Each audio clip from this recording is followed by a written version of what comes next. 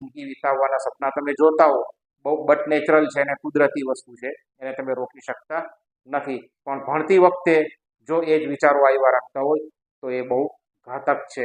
માત્ર પ્રશ્ન નહીં, તમે માની લો કે તમે એવા સપના જુઓ છો કે હું કલેક્ટર બની ગયો છું અથવા તો એસપી બની ગયો છું અને ફલાણાને જે છે એને હું આ રીતે મારા એક્શન લઉં છું, આ રીતે જવાબ આપું છું.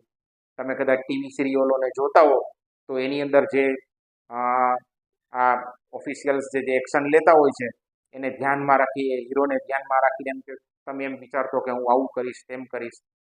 પણ એ તમે ભણતી વખતે જો વિચાર કરો તો એ તમારા માટે ખતરનાક છે. મિત્રો, આમાંથી છૂટવું કેમ? બહુ મહત્વનો સવાલ છે, એટલો પેચીદો સવાલ છે. અને તમને અંદરથી જો ઈચ્છા થતી હોય કે આવા વિચારોમાંથી મારે છૂટવું છે, તો એમાંથી